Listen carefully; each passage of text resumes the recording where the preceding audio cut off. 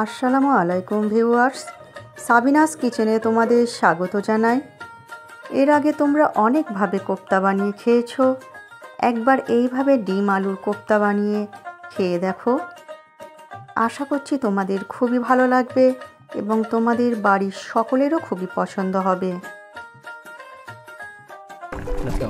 Oh my God. Aha. Yes.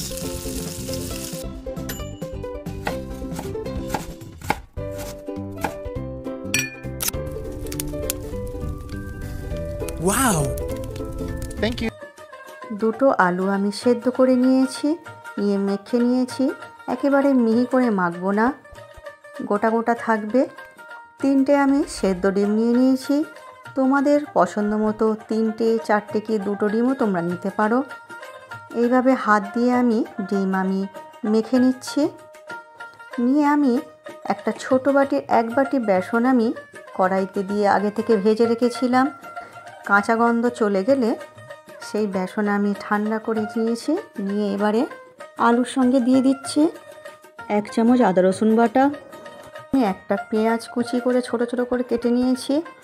1/2 চামচ লঙ্কা গুঁড়ো দিয়ে আমি ভালো করে মেখে নিচ্ছি। পরিমাণ মতো লবণ দিয়ে দিচ্ছি, দিয়ে আবার মেখে নিচ্ছি আমি।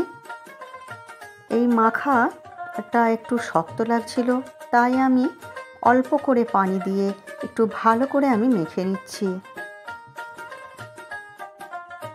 মাখা হয়ে গেলে আমি কোপ্তার আকারে একটা একটা করে আমি কোপ্তাগুলো গড়ে নিচ্ছি এইভাবে হাত দিয়ে। এইভাবে আমি সমস্ত কোপ্তাগুলো গড়ে নেব। আমার রেসিপিটি তোমাদের এই পর্যন্ত পছন্দ হলে একটা লাইক করে দিও এবং পরবর্তী রেসিপি তোমরা কী পেতে চাও সেটাও কমেন্ট করে জানিও। এরপর কড়াইতে যে কোনো তেল তোমরা ব্যবহার করতে পারো। ভালো করে গরম করে নিয়ে মিডিয়াম আঁচে করে দিয়ে আমি কোপ্তাগুলো অল্প অল্প করে দিয়ে আমি কোপ্তা সব দিক আমি ভালো করে উল্টে পাল্টে আমি চারদিকে ঘুরিয়ে ঘুরিয়ে লাল করে ভেজে নেব। লাল করে ভেজে তুলে নেব আমি।